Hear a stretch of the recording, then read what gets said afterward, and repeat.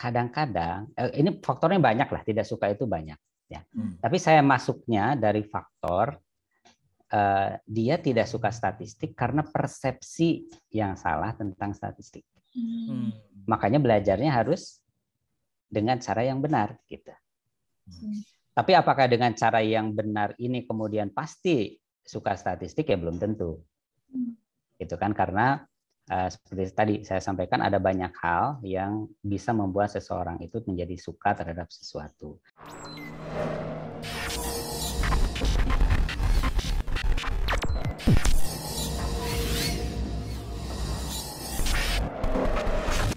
Assalamualaikum warahmatullahi wabarakatuh. Alhamdulillah kita bertemu kembali di podcast Dr. IC Berbagi, A Stage for the Real Experts.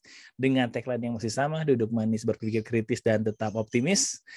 Masih dengan teman-teman saya dan juga kolega-kolega saya yang jago-jago. Nah, kali ini kita akan berdiskusi atau ngobrol-ngobrol seru tentang statistik dengan ahlinya ya.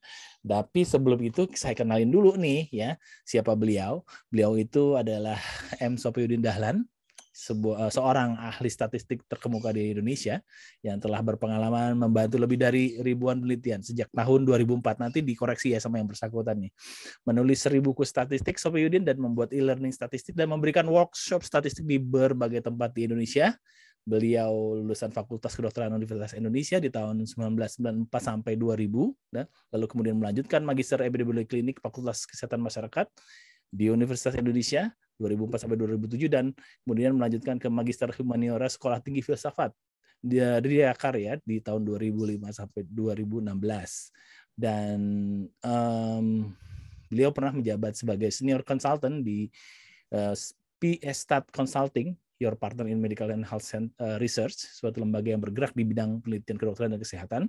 Dan kemudian di tahun 2006 sampai 2008 MSD bekerja sebagai Clinical Research Manager untuk Family Health International, dan 2008 sampai sekarang beliau menjabat sebagai Direktur PT Epidemiologi Indonesia. Wow.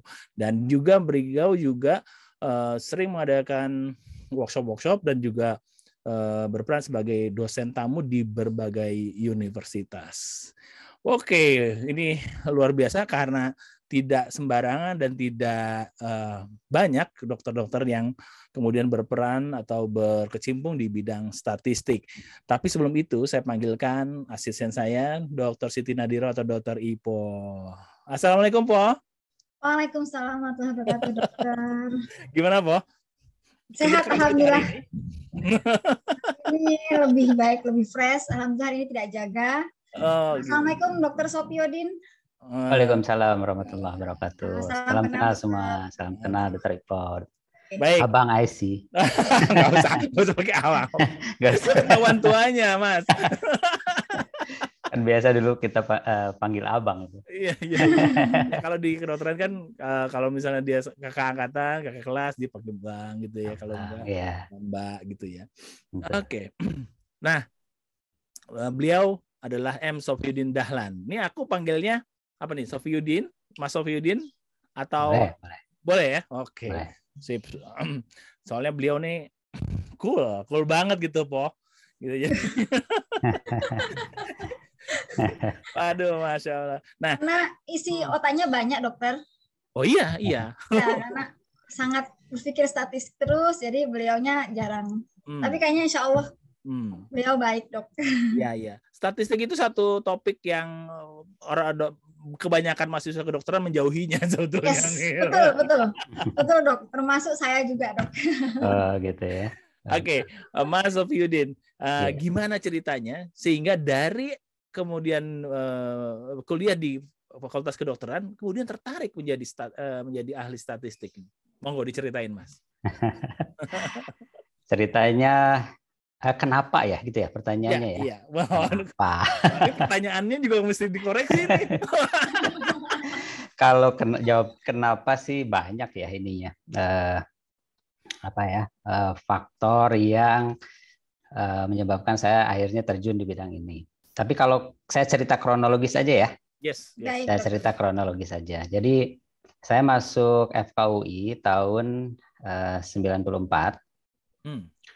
Nah, di tingkat 1 itu masa-masa sulit tuh bagi saya karena ya saya sebenarnya tidak terlalu minat ya untuk masuk ke untuk masuk ke FKUI. Jadi masa-masa sulit penuh perjuangan.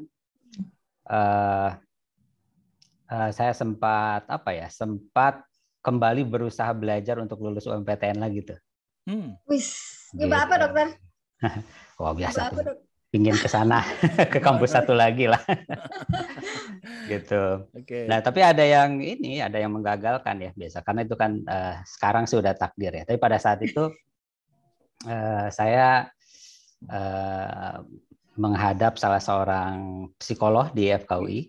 Kemudian saya datang, saya sampaikan saya ingin keluar gitu dari FKUI. Dimarahin. Kamu masuk ke sini gitu lah. Itu susah loh, masuk FKUI susah loh. Dimarahin saya waktu itu. Tahun itu. Tapi tidak mau putus asa saya. Oke, dimarahin nggak apa-apa. Tapi kan saya nggak berminat gitu ya. Nah, terus ini apa namanya? Syarat untuk daftar UMPTN itu kan ada ijazah gitu ya, raport, yang gitulah, yang nilai-nilai seperti itu. Nah, saya masuk FKUI kan lewat PMDK tuh. Lewat PMDK. Saya harus ambil syarat-syarat itu ke TU, ke TU, gitu. Ya udah, saya pergi ke TU, ternyata tidak berhasil akhirnya tidak berhasil mendapatkan syarat-syarat itu, padahal sudah persiapan macam-macam ya. Tinggal dokumen aja yang belum. Nah, dokumen itu memang ditahan oleh UI karena disinyalir anak-anak PMDK itu banyak yang katanya yang sebelum-sebelumnya itu tidak betah. Gitu kan. Makanya ditahan dan saya termasuk yang tidak bisa ditahan dokumen-dokumennya sehingga ya udahlah tidak bisa ikut PMPTN. Sehingga saya memerlukan alasan untuk bertahan kan di FKUI gitu. Saya memerlukan alasan. Ada alasan praktis, ada alasan yang idealis ya. Kalau alasan idealis ya setelah saya pikir-pikir masa mau mengecewakan orang tua sih ya. Kan mereka juga sudah bangga, sudah mendorong saya untuk masuk ke FKUI gitu. Jadi oke lah saya terima, tapi harus ada alasan praktis juga.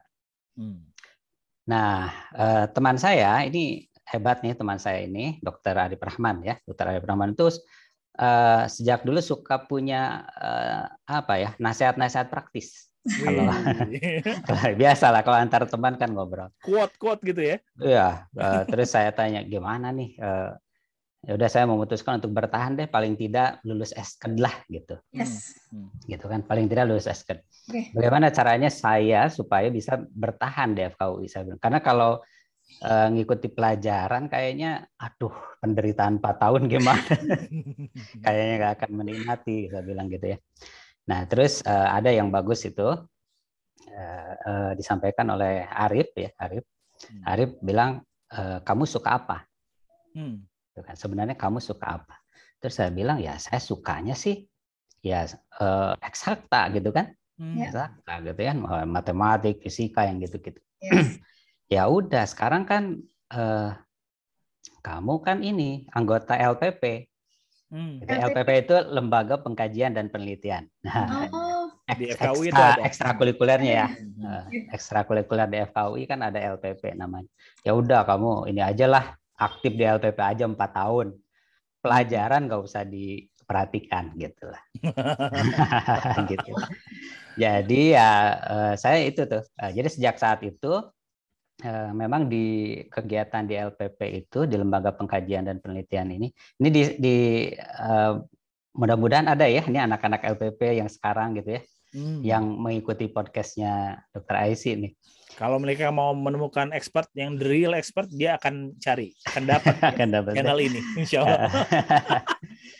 Terus akhirnya gitulah. Jadi akhirnya saya aktif di LPP dan yang jadi masalah waktu itu adalah kalaupun saya aktif di LPP itu belum ada buku ya kan yang bisa saya pelajari. Ya buku pegangan, buku statistiknya apa, buku metodologi penelitiannya apa gitu. kan waktu itu belum ada internet dan macam-macam kan belum ada. Satu-satunya kan nyari buku, tapi buku juga kan belum ada. Nah, sejak saat itulah sebenarnya saya sudah mulai mempelajari statistik. Bahkan saya punya catatan kecil, oleh teman-teman saya dibilang itu primbonnya Sophiuddin. Itu tingkat berapa, Mas? Tingkat 2. Tingkat 2. Wih. Tingkat 2. Jadi tingkat 2 itu sudah mulai, oh ini uji chi-square buat apa, saya catat tuh. Uji ini buat apa, ini itu dicatat di primbon saya tuh, buku kecil gitu ya. Buku kecil saya selalu bawa-bawa tuh karena teman-teman suka nanya biasanya, Din kalau ini apa analisisnya gitu. Saya biasanya bawa sampai hafal ya dengan uji-uji itu. Nah, jadi kalau tadi apa sih yang mengakibatnya, itulah pemicu awal itu. Pemicu awalnya kenapa jadi di ujungnya tertarik dengan statistik dan penelitian. Kemudian sekarang fokusnya juga di bidang education ya, di bidang education untuk penelitian, karena saya juga menginginkan ya udah posisi saya sebagai guru aja lah gitu ya. Sebagai guru untuk mendidik peneliti-peneliti muda, nanti biar mereka bisa berkembang lah gitu. Jadi saya fokus aja mendidik lagi seperti itu. Nah, kisahnya itu di sini nih, Dr. Aisy nih, di buku ini. Gimana tuh? Buku ini. ini jawaban lengkapnya di sini ya. Versi lengkap, tapi yang tadi sekilas pemicu awal saja yang mengakibatkan itu. Tertarik dengan statistik. Iya, saya tahu nih bukunya sangat produktif Mas Sophiuddin ini untuk menulis buku ya. Udah berapa Mas bukunya sekarang, Mas? 24 sekarang. Wow. 24 tuh. Buku statistik semua. Buku. Mas, berdasarkan pengalaman ini nih, pengalaman Mas Sophiuddin ini, sebetulnya apa sih yang membuat seorang mahasiswa kedokteran tuh kesulitan dalam memahami statistik itu? Kok kayaknya jadi momok gitu ya? Iya. Mungkin ada beberapa alasan ya, tergantung orangnya ya. Tapi mungkin kalau diurut-urut ya, beberapa alasan yang mungkin adalah yang pertama persepsi ya. Persepsi dulu, bahwa persepsinya itu statistik itu sulit. Gitu. Karena memang dulu juga waktu saya belajar sulit sekali, karena begitu buka bukunya langsung gambar-gambar apa ya, gini F, S gitu kan, terus Z. Lambang-lambangnya saya sudah tidak familiar, sudah tidak akrab gitu. Itu kemungkinan yang pertama, oleh karena persepsi bahwa statistik itu sulit. Kemungkinan yang kedua adalah cara menyampaikan statistik dari metode pendidikan ya.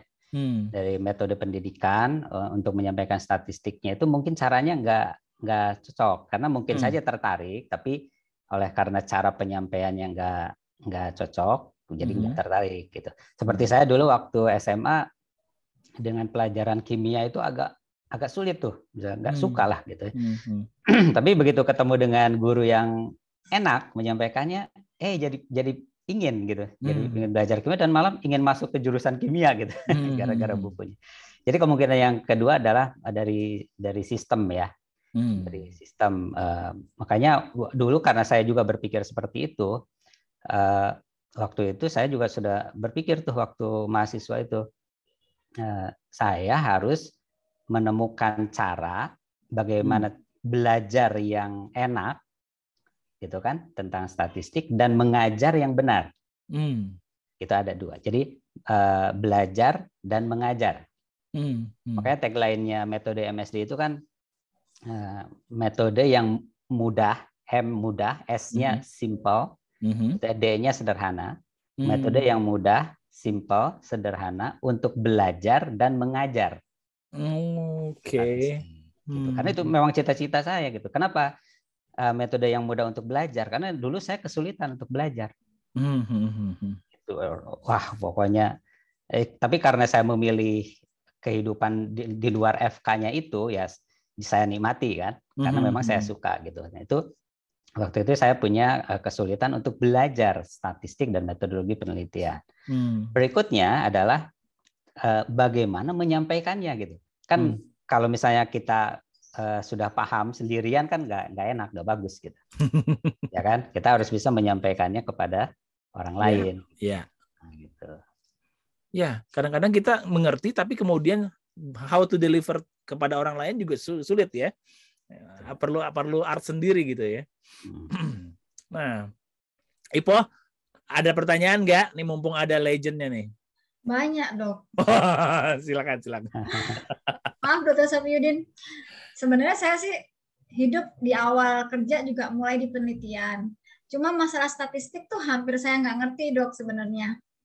Jadi kita memang karena masuk dalam dunia yang trial, jadi lebih ke clinical trial, tapi seolah-olah itu sudah dalam bentukan protokol yang sudah jadi. Jadi kita tinggal mencari apa yang dibutuhkan, mencari datanya, kita kirimkan ke ahlinya.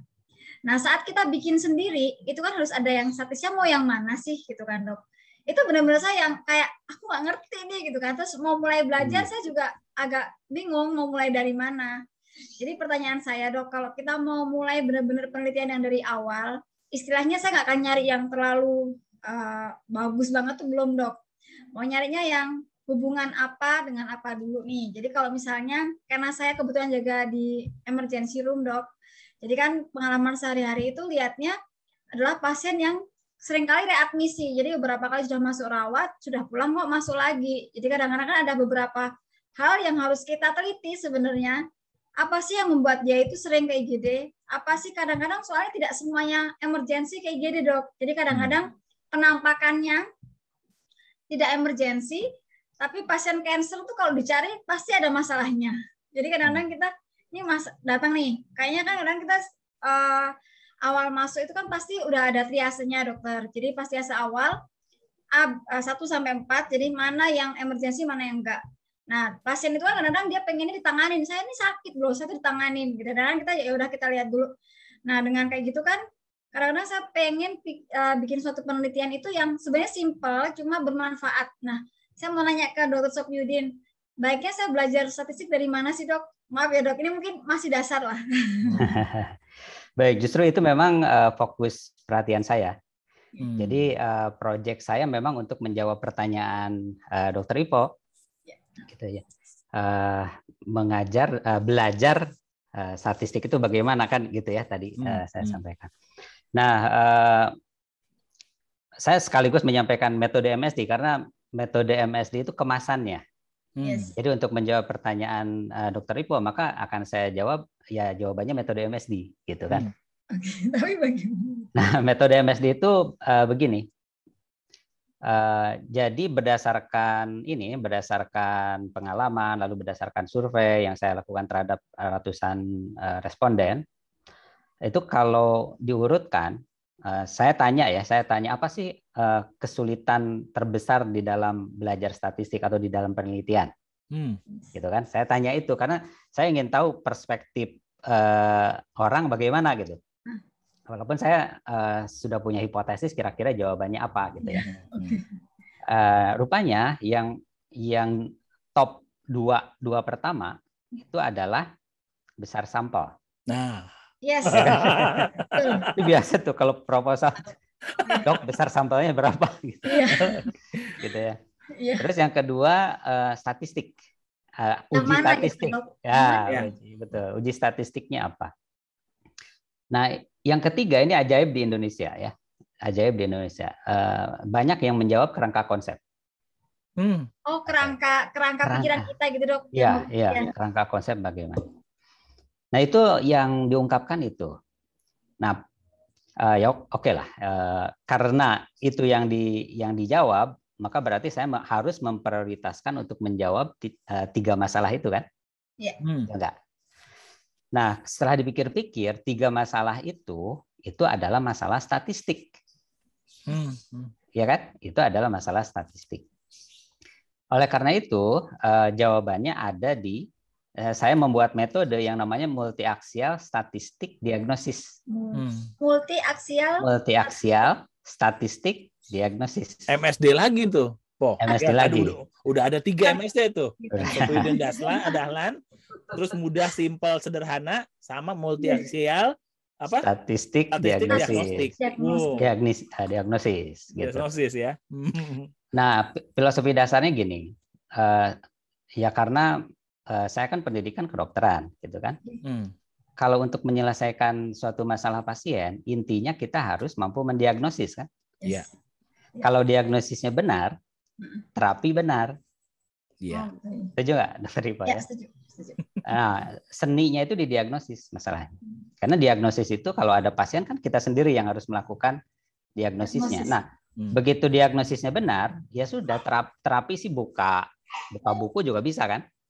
Misalnya penyakitnya saya tahu ini, maka saya buka manajemennya bagaimana, misalnya farmakologiknya bagaimana, non farmakologiknya itu bagaimana.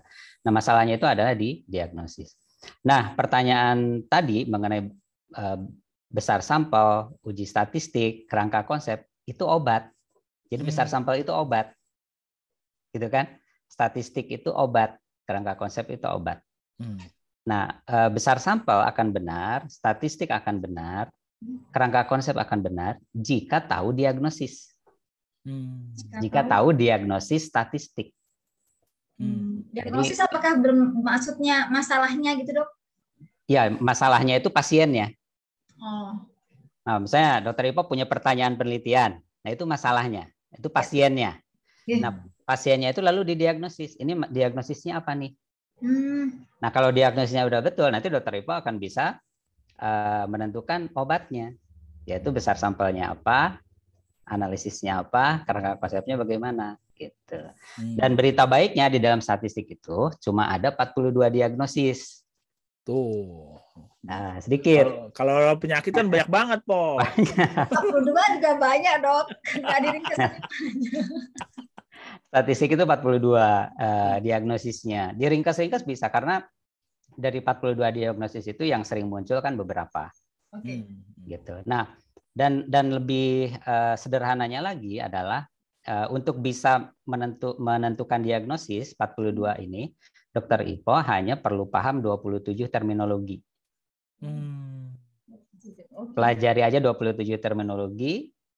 27 ini diramu menjadi ikuti flow MSD lah ya, flow MSD, maka nanti Dokter Ipo bisa menentukan besar sampel dan analisis. Nah, gitu. Jadi kalau misalnya tadi pertanyaannya saya baiknya bagaimana nih untuk belajar itu ya, kalau dengan metode MSD maka mulainya dari multiaksial statistik diagnosis. Nah, bukunya yang membahas itu buku yang ke-13. Kebetulan saya bawa nih bukunya. Ini nih. Jadi yang pertama kali kita punya malah justru buku dokter yang nomor 13. 13, saya anjurkan yang ini. Pintu Gerbang. Saya udah punya tuh bukunya tuh. Nah, pintu gerbang kan artinya Dokter Ipo mau memasuki suatu wilayah kan harus melalui pintu. Nah, saya mengantarkannya lah gitu. Pintu gerbang. Nah, itu statistik. Nah, tapi Dokter Ipo ya jangan fokus ke statistik. Statistik itu sebagian dari unsur penelitian. Gitu ya. Jadi ada yang lebih penting dari statistik, itu ada 3. Yang pertama substansi, yang ketiga sahih, yang keempat etis. Ada 3 kan, Dok? Ya, ada 3. Substansi. Yang pertama statistik. Oh, yang pertama. Nah, yang 3 lagi berarti 4 totalnya. Yang pertama statistik, tadi udah saya sampaikan. Yang kedua substansi. Yang ketiga sahih. Yang keempat etis. MSD lagi. MSD lagi. Iya. Substansi, sahih, etis. Multiaksial, substansi, diagnosis. Oh. Multiaksial, sahih, diagnosis. Multiaksial, etis. Ada S-nya ya, etis diagnosis. Terakhir tuh etis S-nya yang di belakang tuh. Ya. Oke, paksakan. Multiaksial, etis diagnosis. Gitu. Nah, jadi jangan lupa ya, kalau masalah besar sampel dan statistik itu sudah hatam, udah bisa dikuasai, nah itu baru salah satu komponen yang harus, karena ada yang lebih penting namanya substansi dan sahih. Nah, ini terkait dengan pertanyaan yang kedua dari Dokter Ipo, yaitu ini kan pasien itu kita menangani pasien ya. Penelitian apa yang bisa kita buat dari pasien-pasien yang kita punya? Nah, itu dijawab di substansi diagnosis. Substansi. Nah, dan pendekatan saya juga kedokteran sekali ya. Ya, jadi gini misalnya Dokter Ivo kan kalau menulis medical record, Yes. di situ komponennya kan ada anamnesis, betul, ada anamnesis, ada pemeriksaan fisik, ada diagnosis, kan ada rencananya dan terapinya. Terus terakhir prognosis dong. Oh, prognosis belum. Nah, pada prognosisnya tuh. Jadi ada anamnesis, pemeriksaan fisik, diagnosis, terapi, prognosis gitu kan ya? Ya. Nah, seperti itulah membuat ide penelitian. Jadi untuk setiap kasus, misalnya tadi Dokter Ipa suka tertariknya passion itu di cancer ya, pasien cancer. Ya, maka tadi 5 itu yang bisa dikembangkan. Ya, apa 5 itu? 1, besar masalah. Ya, besar masalah. Contoh misalnya mau melihat apa? Mau melihat quality of life atau mau melihat mortality misalnya atau morbidity. Itu besar masalah. Misalnya pertanyaan besar masalah itu berapa sih prevalensi morbiditas apa? Berapa sih mortalitas gitu ya. Satu besar masalah. Yang kedua diagnostik. Ya kan? Karena di medical record kan diagnosis. Berarti kita bisa mengembangkan penelitian diagnostik. Yang ketiga terapeutik. Ya kan? Yang keempat prognostik. Yang kelima etiognostik. Karena kita juga ingin tahu etiognostik. Penyebab. Penyebab. Karena kita ingin tahu kan penyebabnya apa. Nah, jadi misalnya berapa mortalitas? Berarti besar masalah kan? Jangan mortalitas lah, apa ya? Quality of life lah ya. Berapa prevalensi quality of life yang buruk pada cancer? Itu kan besar masalah. Yang kedua, diagnosis. Misalnya bagaimana kita mengetahui tools apa yang mempunyai nilai diagnostik yang baik untuk mengetahui quality of life. Itu berarti diagnostik. Yang ketiga adalah faktor-faktor apa yang berhubungan dengan quality of life. Berarti itu etiognostik. Yang keempat, terapi. Treatment mana antara A dan B yang lebih baik untuk kita gunakan. Yang kelima, prognostik. Ya kan? Jadi pasien ini kalau kita terapi, nasibnya di masa yang akan datang bagaimana? Prognostik gitu. Ada sih yang keenam. Yang keenam ini memang tidak rutin ditulis di medical record, tapi adanya di otak kita, gitu, di otak seorang dokter, yaitu patofisiologi. Biasanya saya sebut karena yang lainnya gnostik, maka patofisiognostik. Patofisiognostik, Masya Allah. Karena gnostik supaya sama. Ini menarik ya, bagaimana Mas Sofidin itu menginvent term-term istilah-istilah tersebut, tapi kemudian menjadi suatu hal yang jadi mudah diingat ya, lebih mudah diingat, dan kemudian si murid itu akan bisa memetakan ya sebenarnya dia masalahnya di mana gitu, yang dia rentan tuh di mana gitu. Nah, bagaimana kemudian aku sih yang jadi pertanyaan, kok bisa kebayang hal tersebut, Mas, gitu. Bagaimana bisa menciptakan metode tersebut? Kan selama ini belum ada yang seperti itu ya, setauku ya, sepanjang setahu saya tuh nggak ada yang buku-buku statistik yang memang ya menggambarkan hal tersebut. Apakah ini merupakan evaluasi yang terus-menerus dari Primbon tadi yang di awal-awal, gimana Mas?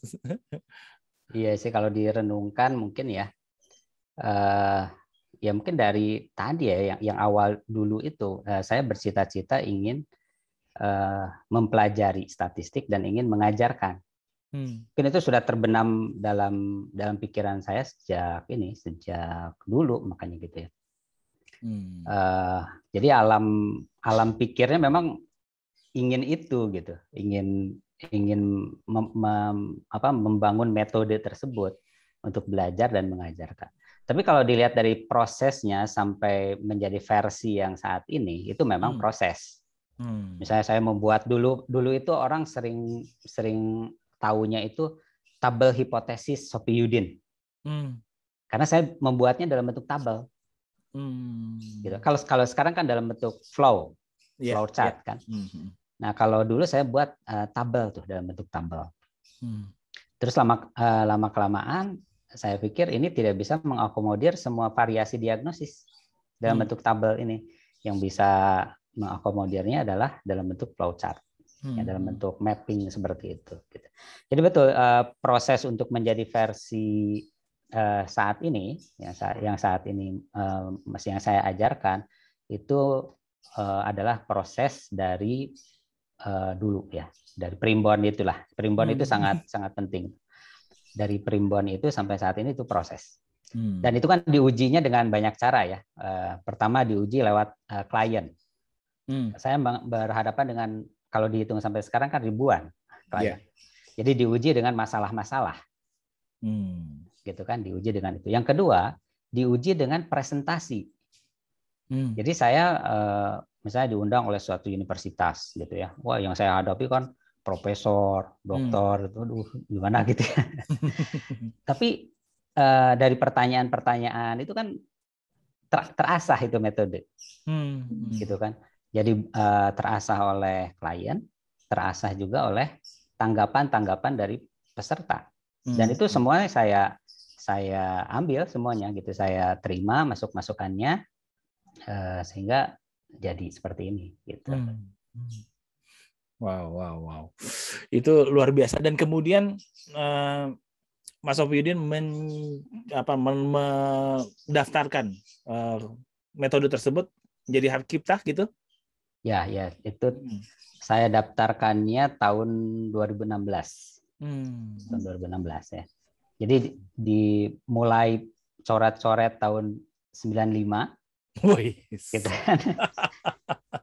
Terus versi mendekati final itu tahun 2014. Nah, tahun 2016 baru didaftarkan ke Haki. Wow.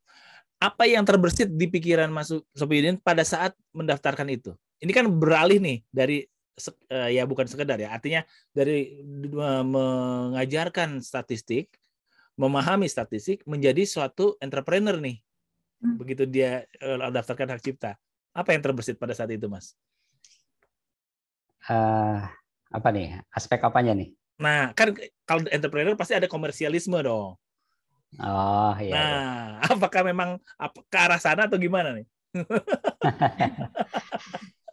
Oke, jadi kenapa saya mendaftarkan mendaftarkan MSD? Karena sebelumnya saya nggak ada keinginan untuk mendaftar, karena mendengar kata aja hak cipta saya udah nggak cocok gitu. Hak cipta gitu, mencipta ya emang pencipta apa gitu kan? Nggak cocok gitu. Jadi saya tidak berniat, dan bagi saya juga ya buat apa juga gitu ya untuk mendaftarkan ke hak cipta. Nah, tapi pemicunya itu begini waktu itu, kenapa akhirnya saya mendaftarkan? Ya gimana ya? Tapi nggak apa-apa kan, nama nggak disebut ya? Iya. Atau mau diedit ya? Di Fulan. Fulan. Jangan, kadang-kadang kalau diedit nih editornya suka jahil. Jadi gini, saya itu kalau membuat workshop itu sangat murah hati ya. Sangat murah hati itu artinya gini. Jadi misalnya, Dr. Udin bisa nggak minta slide-nya? Saya kasih slide. Slide workshop itu saya kasih. Dalam bentuk apa? Dalam bentuk file. Dalam bentuk file gitu. Bahkan tulisan saya pun yang bab 1, bab 2, bab 3 itu saya kasih gitu ke peserta workshop gitu kan. Saya kasih semuanya. Nah, sampai suatu ketika itu saya menemukan buku. Judulnya saya tidak sebut ya, karena nanti kalau judulnya disebut mengarah gitu. Iya. Okay. Terus setelah saya baca, saya udah curiga dari judulnya aja ini terminologi saya nih. Oke. Kan sebagai pembuat metode saya paham dong dengan karena terminologi itu saya create gitu. Saya create supaya supaya bisa menjadi pembeda dan itu bisa khas gitu kan. Nah, dari judulnya saja udah tek gitu ya. Kok seperti ini. Terus setelah saya baca isinya, wah ini nggak boleh nih kayak gini. Nggak boleh kayak gini. Tetapi yang ya saya juga nggak ngapa-ngapain juga ya. Ya udahlah. Ya barulah setelah itu baru daripada orang mengklaim apa yang saya buat, ya lebih baik saya daftarkan saja ke hak cipta. Jadi motivasinya sebenarnya bukan motivasi profit ya, bukan gitu. Karena sebelumnya juga saya tidak ada niat ke arah situ. Karena saya tidak cocok dengan namanya, dengan hak cipta itu saya nggak suka gitu. Nah sampai peristiwa itu yang memicu kenapa saya daftarkan. Tetapi ternyata setelah didaftarkan, terus kemudian dipublikasikan, sudah punya hak cipta gini-gini, ternyata daya dongkrak juga tuh. Oh, ya. Gitu kan. Daya dongkrak ke bisnis gitu, ke aspek bisnis. Jadi misalnya sebelumnya mungkin dasar mereka datang ke saya atau apa hanya pengalaman saja kan.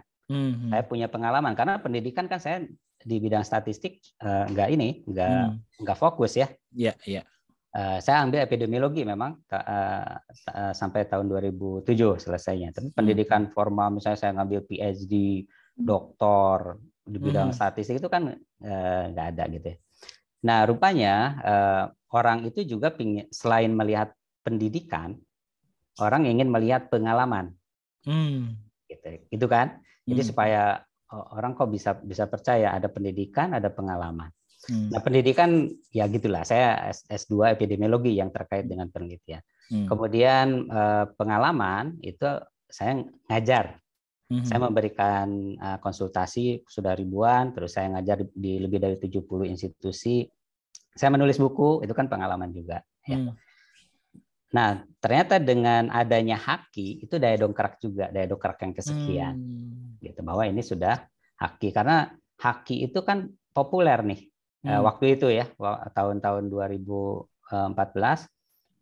2016 lah itu orang mendaftar Haki itu masih maju mundur gitu kan. Susah waktu itu gitu. Padahal setelah diproses enggak susah gitu. Dan ketika disampaikan ini ada Hakinya, ada ininya, ada apa ya? Ada aura yang berbeda lah. Ada aura yang berbeda. Tapi kalau sekarang saya lihat sih hampir sering saya melihat saya dapat Haki gitu diposting di medsos ya. Seperti itu. Ya ininya. Tapi apa namanya? Haki pada saat itu memang daya dongkraknya luar biasa ya ke bisnis. Jadi bukan tujuan bisnis saya menghakikan, bukan. Gitu, tapi setelah Haki ternyata ada daya dongkrak juga dari situ. Itu menjelaskan. Itu hanya ada di podcast Dr. IC Berbagi kayak cerita itu tuh. Itu saya belum pernah dapat dari mana-mana. Ya diedit silakan diedit. Nggak usah itu.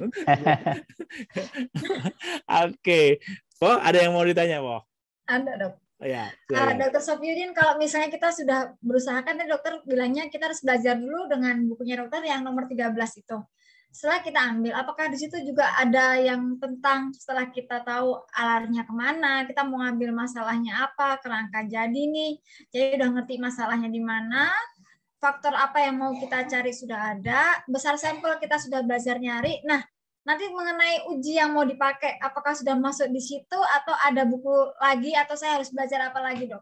Kan ada banyak uji nih, mau dari uji T, uji Chi-square atau apa, itu kan saya sebenarnya juga tidak tahu, Dok. Jadi sebenarnya, oh ini pakai ini ya, jadi kayak sekilas nyontek, oh ini bisa pakai apa, saya ambil. Tapi saya tidak tahu alasannya kenapa saya harus ambil yang itu. Ya, jadi kayaknya Mas, kalau kita nih sebagai dokter atau mahasiswa kedokteran belajar statistik kayak masuk rimba. Kita nggak tahu yang mana batang, yang mana dahan, ranting, ya, yang mana pokok dari pohon itu gitu loh. Jadi kita belajar aja apa gitu, jadi semakin bingung sebetulnya gitu. Ya. Mungkin itu ya maksud pertanyaan Ipo ya. Betul, Dok. Jadi maksud saya kapan pemilihan ujinya itu dari mana? Alasannya apa yang membuat saya harus memilih uji yang ini, tes yang ini gitu, Dok. Iya. Di buku Pintu Gerbang tadi itu sudah sampai ke situ. Sudah sampai sudah sampai. Jadi sampai pokoknya gini, kalau Dokter Ipo bisa mendiagnosis ke salah satu dari 42 diagnosis, itu artinya tinggal milih rumus besar sampel tinggal milih analisis. Oh, oke. Gitu. Sebenarnya di situ ada di buku itu ya, kalau misalnya diagnosisnya nomor 1, ya diagnosis nomor 1 ini besar sampelnya, ini analisisnya. Kalau diagnosisnya nomor 2, ini besar sampelnya, ini analisisnya. Gitu. Jadi untuk menyusun proposal udah cukup. Jadi sudah bisa menentukan. Jadi dan tadi kalau misalnya tanya apa alasannya memilih itu, ya karena diagnosisnya kembali. Oh. Ya kan? Kita harus tahu dulu ya dok ya, berarti dari 42 itu paling nggak saya tahu apa sih yang ingin saya ambil, diagnostik yang mana. Betul. Jadi setelahnya habis itu kita tahu besar sampel dan analisisnya. Oke. Betul. Nanti ya mungkin buku kita 13, belajar. Buku ke-13 ingat ya? Iya. Buku ke-13. Pintu gerbang. Biasanya pintu orang gerbang bilang memahami buku statistik pintu gerbang. Ya, Mas? Betul. Nah, yang jadi pertanyaan saya, kenapa justru buku di urutan ke-13 kan jadi pertanyaan. Kenapa nggak di buku urutan 1 gitu misalnya? Sama. Jadi urutan buku itu sepertinya sih ada, kan setiap menulis buku ada ininya, ada ceritanya tuh ya. Jadi buku seri 1 yang ini, maaf ya, ini di samping saya selalu ada buku-buku ini. Nah ini. Oke. Ya, dok. Ya. Yang pertama ini. Jadi kenapa yang pertama itu statistik gitu ya? Ya karena yang paling sulit itu statistik waktu itu kan. Jadi bagaimana sih melakukan analisis statistik gitu. Makanya saya menulis waktu itu di pertama langsung statistik kan. Nah, saya tulislah statistik gitu. Kemudian berikutnya yang sering dibilang sulit kan besar sampel. Nah, makanya saya yang kedua nulis buku besar sampel. Gitu kan. Udah itu kira-kira itu tahun 2004, buku besar sampel itu mungkin tahun 2006 ya, tahun 2006. Nah, setelah itu baru terpikir tuh, kalau sudah selesai tahu statistik dan besar sampel, kan yang lebih penting lagi nyusun proposal kan? Iya. Yes. Lalu saya membuat yang ketiga, yaitu membuat proposal, membuat proposal penelitian. Itu sudah tuh, saya merasa 3 itu udah cukup gitu. Ya kan apalagi sih kalau bukan membuat proposal, di dalam proposal itu ada besar sampel, ada statistik kan. Kemudian nanti kalau sudah selesai pengumpulan datanya, analisis deh. Yes. Udah 3 cukup kan? Gitu kan, statistik, besar sampel dan proposal. Setelah itu saya kan tesis tuh, ngambil tesis di epidemiologi. Tesis saya analisisnya analisis kesintasan, analisis survival. Nah, kalau saya kan selalu begini, Dr. Aisy, untuk bisa memahami sesuatu itu niatkan sejak awal untuk dibagikan kepada orang. Gitu kan. Jadi saya ini kalau misalnya mau mempelajari sesuatu, saya sudah membayangkan bagaimana saya menyampaikannya ke orang. Kan gitu. Nah, di tesis itu saya belajar banyak tentang analisis survival karena saya dibimbing oleh almarhum ya Prof. Bambang Sutrisna. Analisis survival itu ilmu luar biasa sekali. Kan sayang kalau tidak dibagikan. Saya tulis analisis survival. Gitu. Itu buku nomor 4. Ya, nomor 4. Gitu. Nah, ya sudah, saya bilang udah cukup lah seperti itu ya. Tapi kemudian waktu itu banyak yang waktu itu saya ngajar di OPSGIN FKUI.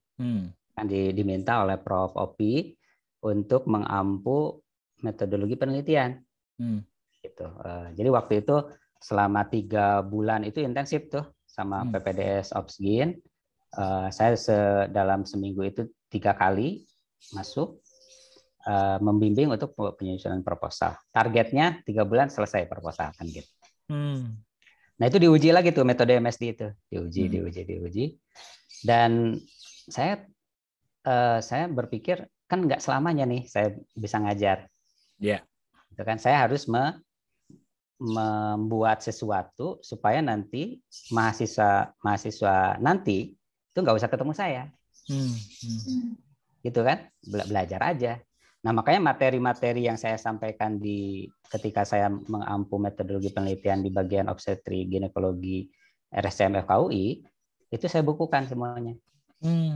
Jadi ada penelitian diagnostik, itu kan, ada uji klinis, critical appraisal, kemudian buku ke-7 itu tentang stata. Karena kan di Obsgin tidak pakai SPSS, pakainya stata. Nah, yang saya ajarkan di situ saya buat bukunya. Kemudian nomor 8 itu penelitian prognostik. Nomor 9 itu penelitian regresi logistik. Analisis regresi logistik. Yang ke-10 regresi linier. Yang ke-11 regresi Cox. Yang ke-12 meta-analisis. Wow. Itu semua yang saya sampaikan di situ. Dan tahun 2013 saya sampaikan ke Prof. Opi, saya kira tugas saya sudah selesai. Atau saya juga sudah membuat bukunya. Jadi silakan dibaca. Silakan digunakan aja buku saya, sehingga ya saya resign aja dan saya merasa cukup gitu untuk menyampaikan atau mengampu metodologi penelitian. Nah, jadi setelah itu berarti 12 buku ya? Ya, 12 buku. Baru ke-13 ya. Baru ke-13 itu refleksi lah. Refleksi dari semuanya. Wah, kalau 1 sampai 12 itu kan orang kocar-kacir tuh. Kalau mau belajar dari mana kan itu kan pertanyaannya. Apakah dari buku statistik dulu, apakah dari ini, nggak ada. Itu nggak, ini terlalu kocar-kacir. Makanya saya himpun semuanya menjadi satu kesatuan. Itu di buku ke-13. Dan saya merasa udah selesai gitu. Ya kan, udah 13 sudah selesai. Sampai 24 itu karena berikutnya buku ke-14 itu kenapa terbit? Karena saya ambil filsafat. Gitu kan, saya ambil filsafat. Di filsafat juga bukan filsafat ya, karena misi saya di filsafat itu saya ingin, saya sebenarnya terobsesi dengan yang namanya metodologi kan. Jadi di kedokteran saya belajar metode, karena analitiknya itu yang saya pelajari. Jadi kalau diagnosis macam-macam saya udah lupa gitu, tapi ajaran tentang analitiknya itu saya suka dengan disiplin ilmu kedokteran gitu, sangat sistematis. Bagian mata dan bagian psikiatri itu yang paling memberikan ide kesistematisan buat saya gitu. Di mata itu kan ada tuh diagnosis mata merah, dan seterusnya gitu. Ya mata kan? Merah, visus tenang, mata merah, visus menurun gitu kan ada ya. Luar biasa itu metode diagnosis seperti itu. Sebenarnya yang memberikan ilham juga. Terus bagian psikiatri kan multiaksial diagnosisnya kan? Iya. Bagian psikiatri. Nah gitu. Nah, kembali ke filsafat, saya di filsafat itu mempelajari kausalitas, sebab akibat, gitu kan? Itu kan bidang kita juga ya, karena kedokteran itu kan terobsesi dengan sebab akibat. Kalau apa-apa itu apa sih penyebabnya, apa sih gitu kan? Nah, saya pelajari itu dari segi filosofisnya sebab akibat itu. Nah, lalu lahirnya buku ke-14. Itulah. Jadi kalau diceritakan satu-satu ada lah ininya kisahnya. Waduh, ini orang kalau misalnya ini jatuh cinta dia bikin buku. Kalau Mas Sofyudin ini kalau misalnya dia ada masalah statistik dia bikin buku. Bikin buku. Pokoknya saya belajar apa saya tulis gitu. Saya belajar apa saya tulis karena saya ingin berbagi kayak Dr. Ais ini. Gitu. Saya mempelajari sesuatu dari awal. Memang gitu Dr. Ais itu. Dari awal misalkan saya ini belajar ini nih. Sudah terpikir tuh. Nyampein ke orang bagaimana gitu. Gitu. Jadi makanya buku-buku itu semuanya proses belajar sebenarnya. Proses belajar yang ingin saya sampaikan lagi ke yang lain. Iya.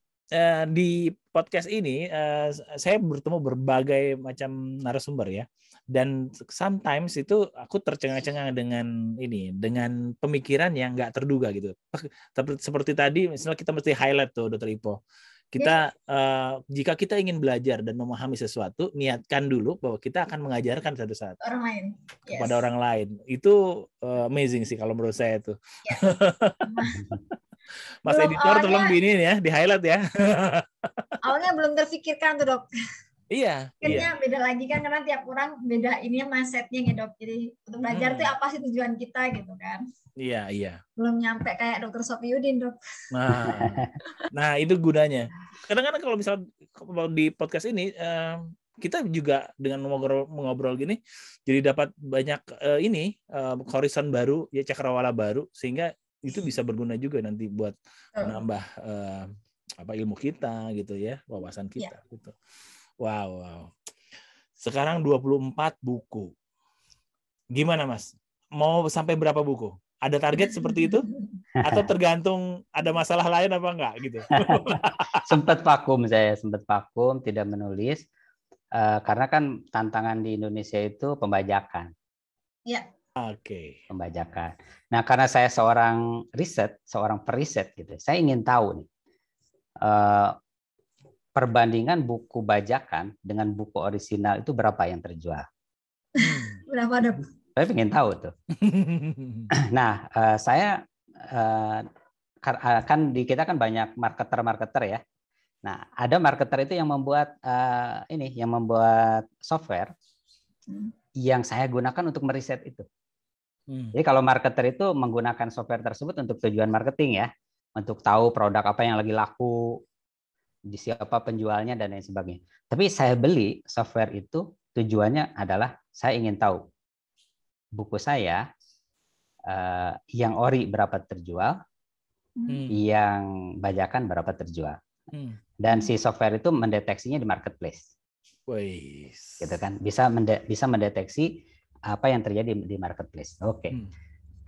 Bismillah gitu kan. Karena saya tidak siap sebenarnya dengan hasilnya. Udah saya ketik buku statistik kedokteran dan kesehatan. Gitu. Enter. Surut gitu. Kan saya ada di salah satu marketplace itu ada, saya buat juga akun ya. Buat akun. Berarti itu yang orisinal kan?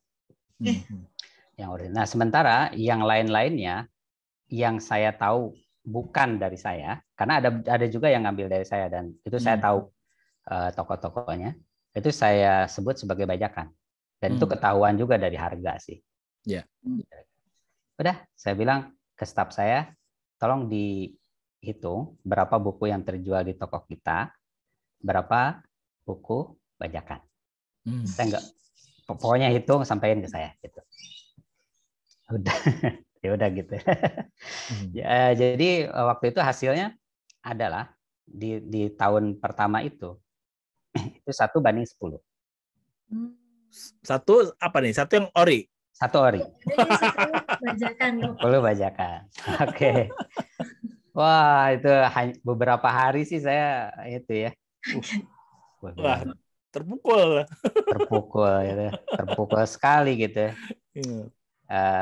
Ya gimana kan menulis buku itu ya kebayang ya gimana ini.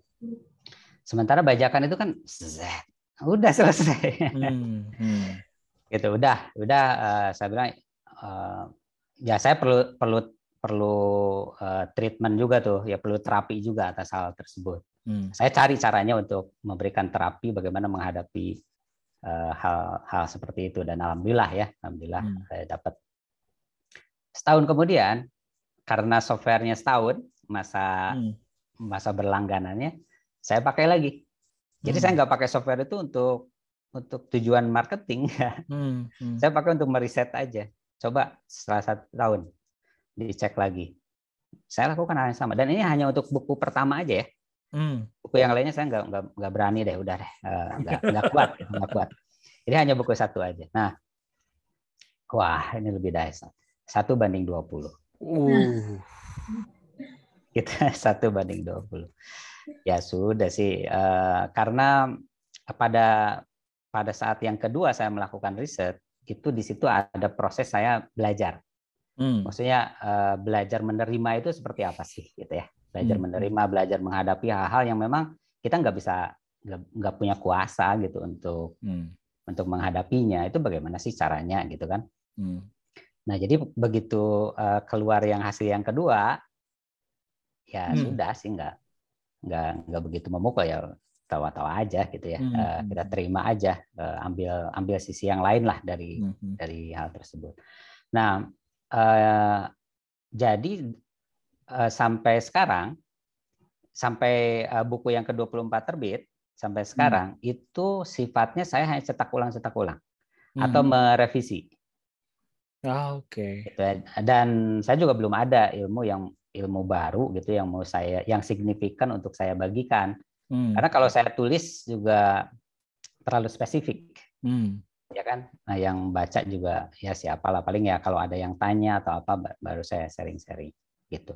Tapi sepertinya sih saya sekarang lagi belajar sesuatu yang baru juga. Ya mudah-mudahan ada nanti. Wah. 25. Dan seterusnya. Kita tunggu nih. Tapi ingat ya, jangan beli bajakan, bro. Jangan beli yang ori gitu. Ya, lebih masuk, Dok. Boleh ada saya bertanya, Dok. Dokter ini kan sangat tertarik statistik ya, Dok.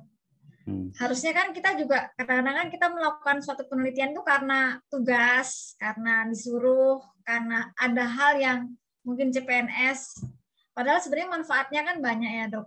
Bagaimana membuat kita itu asiknya itu di mana sih, Dok, statistik? Selain cuma dokter kan memang background-nya suka matematika ya, at least emang suka menghitung. Untuk orang-orang yang nggak terlalu suka, Dok, pasti ada sesuatu yang dibalik statistik yang membuat ini loh sebenarnya itu oke, bagus gitu, Dok.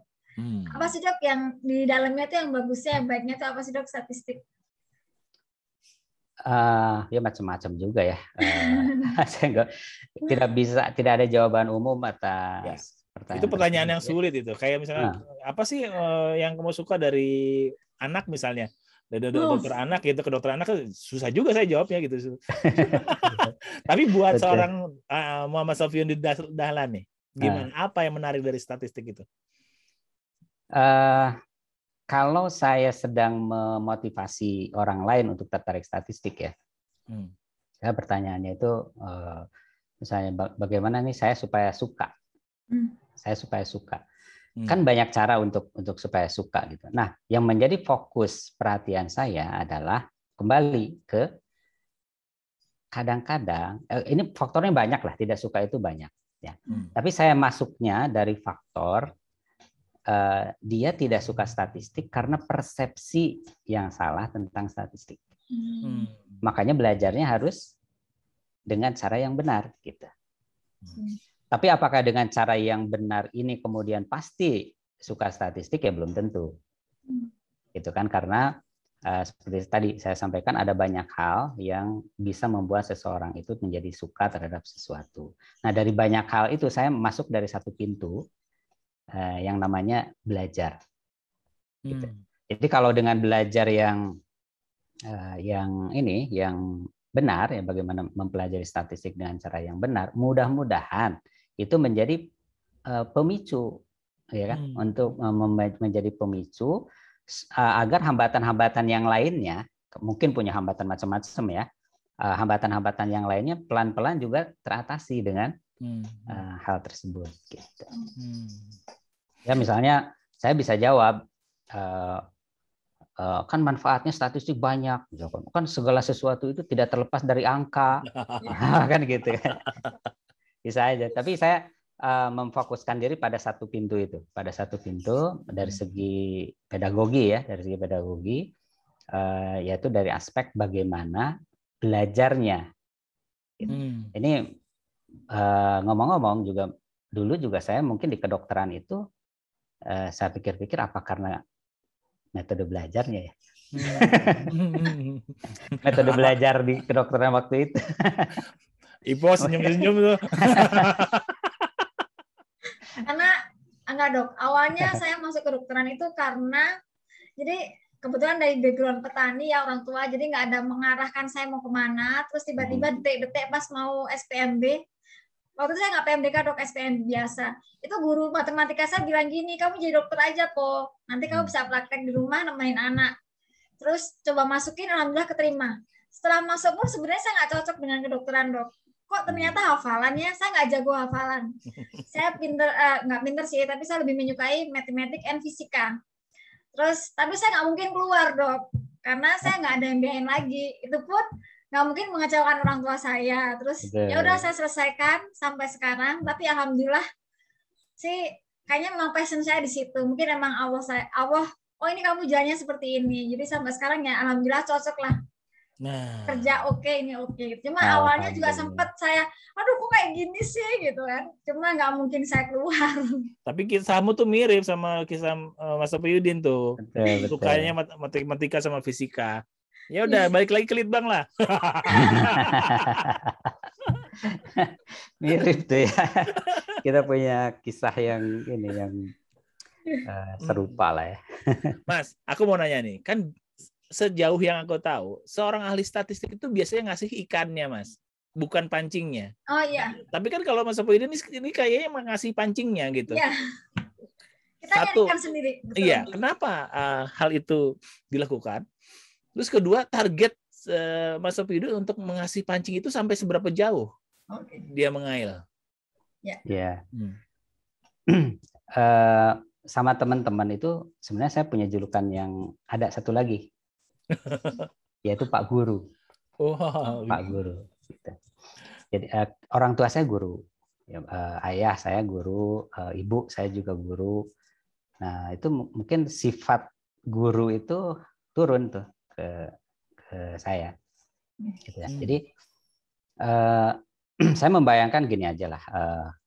Kalau misalnya saya kasih ikan terkait dengan statistik, misalnya begini ya, contohnya ikan itu ya, misalnya Dokter Ipot datang ke saya, Dok saya punya penelitian, besar sampelnya apa Dok? Saya jawab kan, besar sampelnya ini ya, udah ya, gitu. Ya nih udah saya hitung nih 50 nih, analisisnya nanti ini, udah pulang kan.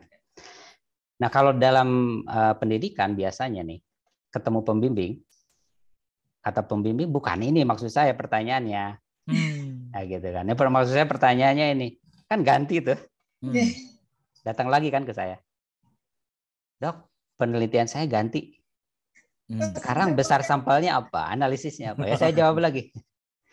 Nanti balik lagi ketemu pembimbing kedua, bilang, oke saya setuju dengan pertanyaan ini, tapi saya tambahkan ya pertanyaannya, beda lagi, datang lagi ke saya.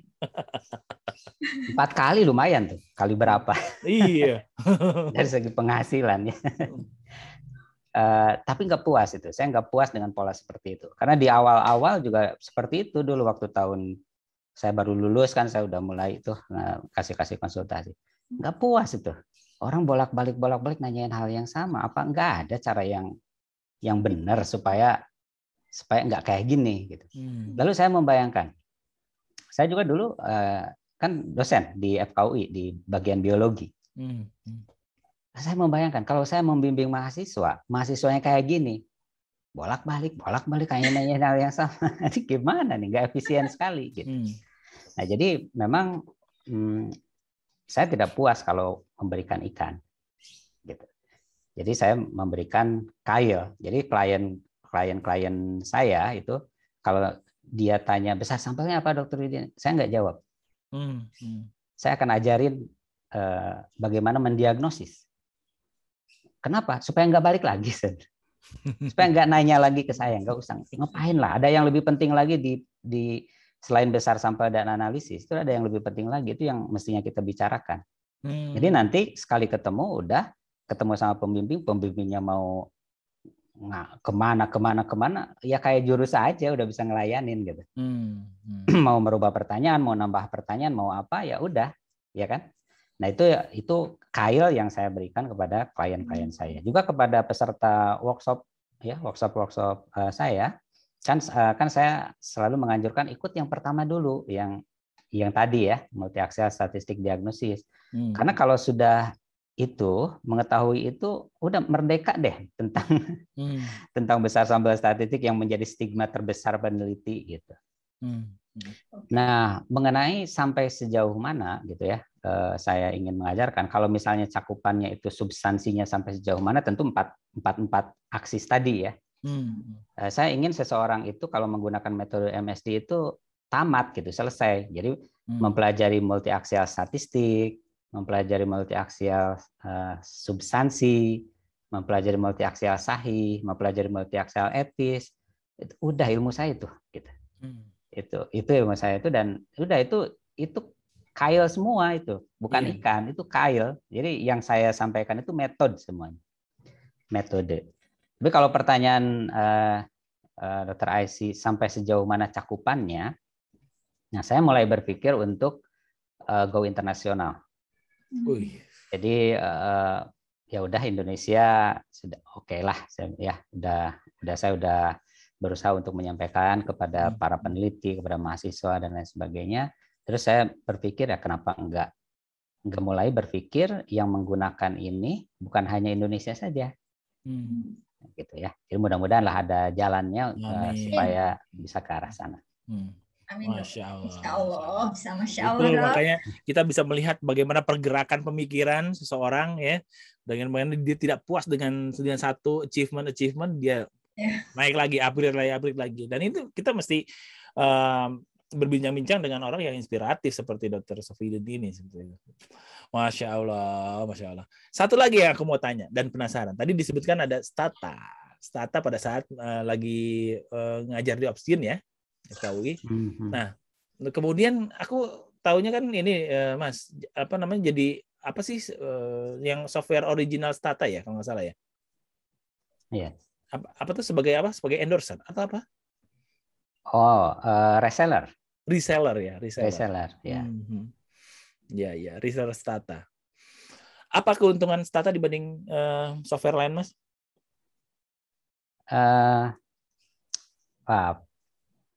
Kalau pertanyaannya terkait dengan harga, ya kalau dibandingkan dengan yang lebih mahal dia lebih murah. Gitu. Tapi dibandingkan dengan yang lebih murah dia lebih mahal.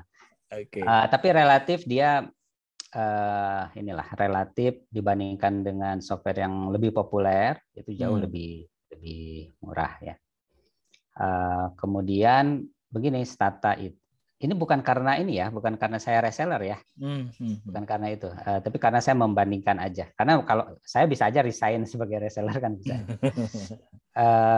Kalau pertanyaannya apa perbandingan Stata dengan software yang lain, ya kalau pertanyaannya harga itu relatif, tapi kalau dibandingkan dengan yang paling populer di tanah air memang jauh ya harganya, jauh lebih terjangkau lah gitu untuk mahasiswa. Kemudian yang kedua, memang Stata ini dikembangkannya oleh pakar-pakar yang lebih dekat dengan kedokteran dan kesehatan. Ya, epidemiologi ya seperti itu. Pakar-pakar statistik di bidang kedokteran dan kesehatan, terutama bidang epidemiologi. Tapi kemudian diadopsi oleh bidang-bidang keilmuan yang lainnya juga. Sementara software lain itu dikembangkan oleh sosial, dikembangkan oleh statistician yang umum, kemudian diadopsi oleh kedokteran. Gitu kan beda ya arahnya ya. Kalau Stata dibuatnya oleh orang-orang yang paham tentang statistik di bidang yang dekat dengan kedokteran dan kesehatan, sementara software yang lain, maksud software yang lain juga software yang populer ya, software yang populer yang lain itu kebalikannya di bidang lain lalu diadopsi oleh bidang kedokteran dan kesehatan. Nah, oleh karena itu ada keuntungan yang selanjutnya, yaitu ada beberapa analisis ya yang memang di software lain nggak ada gitu. Di Stata ada. Misalnya contohnya yang paling simpel yaitu diagnostik misalnya. Ya, diagnostik yang paling sederhana tabel 2x2 itu di Stata ada gitu. Nah, gitu karena masa sih yang mengembangkannya orang kedokteran kesehatan itu nggak ada gitu. Tapi kalau di yang lain belum tentu ada gitu. Jadi ada beberapa analisis yang khas di bidang kedokteran dan kesehatan yang ada di Stata, sementara di software yang lain nggak ada. Tapi secara keseluruhan pada akhirnya sih tergantung pada minat ya. Bagi orang yang sudah terbiasa dengan Stata, dia akan bilang Stata bagus. Padahal karena dia belum nyoba yang lain. Atau belum familiar dengan yang lain gitu. Bagi yang sudah yang lain bilang Stata nggak enak, tampilannya seperti apa gitu. Padahal karena belum belajar Stata. Wow. Mas, aku punya cita-cita begini. Ya karena kebetulan saya di Litbang, lalu kemudian saya melihat kenapa sih klinisi-klinisi baik itu dokter umum maupun dokter spesialis itu kurang minatnya terhadap penelitian? Ya mungkin salah satu faktornya mereka bilang bahwa ya rasionya dokter antara dokter sama pasien banyak gitu ya. Tapi rasanya bukan sekedar itu, gitu. Bukan sekedar itu. Tapi ada satu lagi yaitu ketakutan akan metode penelitian, ketidaktahuan mereka terhadap metode penelitian dan statistik. Dan yang mereka ya malu-malu untuk mengungkapkannya. Nah, kalau kita mau mengajarkan kailnya yang minimal lah untuk supaya mereka pede gitu Mas, itu kira-kira dalam waktu berapa lama sih? Gitu. Kalau lewat cara metode MSD ini? Metode MSD. Jadi ada beberapa cara yang pernah dicoba ya. Ada beberapa cara yang pernah dicoba. Yang pertama, misalnya dalam bentuk workshop. Dalam bentuk workshop itu metode MSD itu bisa diajarkan dari pagi sampai sore. Oke, berarti itu intensif kan berarti ya? Iya. Jadi kalau saya langsung bicara menjelaskan itu apa itu multi-aksial, ini multi-aksial statistik diagnosis ya maksudnya, bukan 4 aksis tapi multi-aksial statistik diagnosis sebagai pintu gerbangnya aja. Itu bisa dipelajari dalam waktu 1 hari full. Maksudnya 1 hari belajar ya. Belajar jam 8 sampai jam 12, istirahat jam 1 sampai jam 4 gitu maksudnya definisinya. Itu pada umumnya sudah selesai tuh. Sampai akhir itu ada ujian, kemudian belajar mendiagnosis itu kan. Saya kasih soal terus diagnosis dan lain sebagainya. Itu cara yang pertama. Kalau sekarang memang metode tersebut saya cicil menjadi 20 hari. Ya, karena workshopnya online dan orang bisa belajar kapan aja gitu kan. Memang 20 hari. Terus bagaimana kalau misalnya membaca sendiri? Kan bukunya sudah ada. Nah, kalau membaca sendiri memang variasi ya. Saya belum pernah ngetes tuh orang itu bisa mempelajari multi-aksial statistik diagnosis itu seberapa cepat. Saya belum pernah tahu. Tapi begini, di buku tersebut saya bagi menjadi 2 aspek. Ya. Ini Dr. Ipon ya, kalau nanti baca bukunya itu ada 2 tuh. Dari segi konten. Ya. Ada yang must to know, ada yang nice to know. Gitu. Yang must to know. Nah, yang must to know itu sedikit. Jadi kalau Dr. Ipo fokusnya hanya ke must to know saja, ya tuh buka itu cepat gitu untuk bisa mendiagnosis. Oke. Gitu. Nah, tapi yang nice to know itu adalah bagi mereka yang memang pemahamannya ingin lebih mendalam. Gitu. Dan bagian must to know ini, yang nice to know ini lebih banyak daripada yang must to know. Kira-kira 1:4. Oke. Jadi buku itu 80%-nya itu nice to know. Must to know-nya 20%. Nah, kalau masalahnya pembaca buku itu seringkali tidak membaca pengantar. Iya. Bagaimana menggunakan buku gitu. Makanya gitu, nggak efektif gitu. Tapi kalau baca pengantarnya bagaimana menggunakan buku dan fokus hanya pada yang must to know saja, yaitu tentu waktunya akan jauh lebih ringkas dibandingkan dengan tidak tahu bagaimana cara menggunakan buku. Cara membaca buku gitu. Ya, yang nice to know itu kalau dipelajari itu adalah penjabaran dari yang must to know. Jadi kalau fokusnya ingin cepat misalnya, yang must to know aja gitu, yang wajib aja lah yang dibaca. Nah, kalau misalnya mau nanti mengulang lagi, mau lebih dalam lagi, baru yang nice to know. Nah, cara membedakannya bagaimana di buku itu? Kalau yang must to know itu saya saat ini ya, versi saat ini saya kasih di latar belakangnya itu putih bersih. Ya putih lah gitu ya latar belakang. Kalau yang nice to know saya arsir. Saya apa namanya sih, bukan arsir apa ya kalau dalam buku itu ya? Ada background-nya ya, Dok. Ya, background-nya lebih gelap lah. Background-nya lebih gelap. Terus saya kasih namanya notes, MSD notes. Jadi MSD Note nomor 1, MSD Note nomor 2, MSD Note nomor 3, terus MSD Note sampai nomor kesekian. Nah, itu semuanya nice to know. Untuk ini dok, untuk mendapatkan bukunya sendiri, apakah kita bisa beli di tempat bebas atau haruskah di tempat tertentu, dokter? Kayaknya tertentu jawabannya. Di Jakarta ada dok, di Jakarta. Karena saya sangat strict sekali dengan peredaran buku ini ya, peredaran buku-buku saya supaya evaluasinya juga gampang. Jadi kalau yang sifatnya toko buku, ya toko buku itu hanya 2. Ya, yang populer ada 2. Di Gramet nggak ada. Oh, nggak ada. Gimana dok? Jadi saya tidak. Jadi Sagung Seto. Oh, Sagung Seto. Sagung Seto. Kenapa saya pilih Sagung Seto? Karena kredibilitas Sagung Seto bagus. Baik. Saya juga kenal dengan pemiliknya, gitu ya, dengan anak pemiliknya sekarang. Karena ini bagus lah pokoknya, kerjasamanya bagus. Dan saya juga menerbitkan beberapa buku di Sagung Seto. Ya, sebagian buku saya terbitkan sendiri, sebagian dengan Sagung Seto. Dan Sagung Seto kan punya online store-nya juga, punya toko-toko juga yang cukup luas, gitu ya. Ya berikutnya di Sopyudin Store ya, website. Sopyudinstripstore.com. Gitu. Kalau yang lainnya saya tidak begitu menjamin ya. Kalau misalnya, bagaimana dok kalau di marketplace? Saya ada toko buku di marketplace. Cuma seperti tadi riset saya tadi kan, banyak orang yang tergiur dengan mungkin harga gitu ya. Harganya yang asli kan 100 berapa? Sekarang 140-an, 140.000. Mungkin yang bajakannya 20.000 ya dia klik bajakan gitu ya. Ya, walaupun kami sudah mengembangkan cara supaya meminimalisir pembajakan, itu sudah ada caranya. Cuma ya masih unggul pembajakan masih. Tapi caranya sudah kami coba ya. Tapi dok, untuk biasanya kan kita baca itu karena ekspertisnya agak beda dok. Mungkin akan lebih baik kalau membaca beserta ikut course-nya.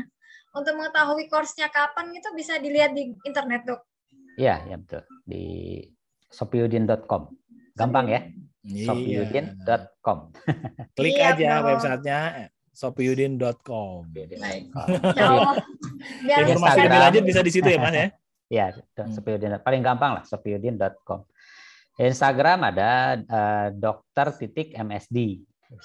Dokter.msd. Website bisa Instagram, bisa Facebook, ya silakan ada. Iya. Jadi Ipo tugasnya ada 2, follow Dr. MSD sama Dr. IC berbagi ya. Baik dok. Di Instagram.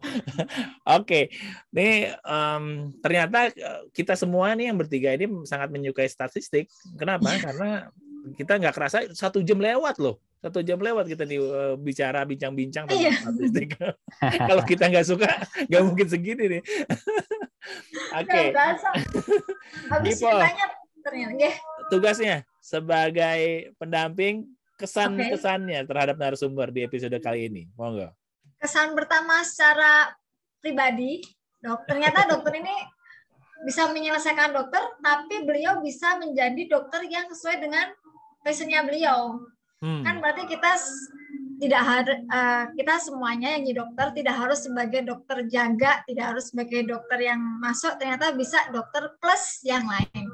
Seperti Dr. Sopyudin, asalkan tergantung niat kita pertama. Jadi Dr. Sopyudin memang dari awal memang beliau pengennya memberikan sesuatu, saya belajar apa, tapi saya niatkannya untuk berbagi orang lain. Itu poin pertama yang saya dapatkan hari ini. Yang kedua, statistik yang selama ini saya anggap susah, dok. Nah, yang saya anggap juga, ini sudah ada bagiannya sendiri. Ternyata harusnya kita sebagai peneliti nggak boleh kayak gitu. Kita mulai bisa belajar dengan, mungkin yang saya tangkap dokter, kita berusaha untuk baca buku dokter yang nomor 13 itu, dengan mencoba untuk mengetahui, menjadi researcher yang baik, yaitu statistik kita harus tahu substansinya apa, datanya sahih, dan penelitiannya harus sesuai dengan etika atau etis ya. Mungkin dokter bisa menjadi MSD multi-aksial diagnostik apa ya tadi lupa statistik diagnostik ya. Oke, jadi terus Dari situ kita akan belajar bagaimana bikin proposal. Yang pertama kita harus tahu diagnostiknya apa. Kita harus melangkap dari 42 yang saya belum tahu itu apa. Nanti jadi 27 terminologi. Jadi ke depannya jumlah sampel berapa, analisis berapa, insya Allah nanti kita akan tahu. Dan kita dengan penelitian kita bisa memberikan pelayanan yang lebih baik. Terima kasih Dokter. Itu udah ciri-ciri dia akan beli buku yang ke-13 dulu. Yes. Oke, terima kasih ya Mas Dr. Safiyuddin Dahlan ya, The Legend of Statistics in Indonesia, juga Direktur PT Epidemiologi Indonesia. Terima kasih kedatangannya, telah mampir dan sudi berbagi ilmu dan sharing-sharing di podcast Dr. IC Berbagi.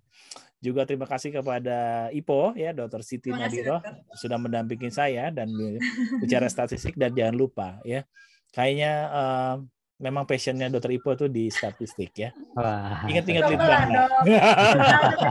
Kita harus jadi senang jaga, tapi kita harus penelitian. Ini apa sih masalahnya? Betul, gitu. Jangan asal yang gitu lagi kan kayak dokter kan ngajarin Ipo, kamu harus belajar. Jadi insya Allah kalau bisa. Betul.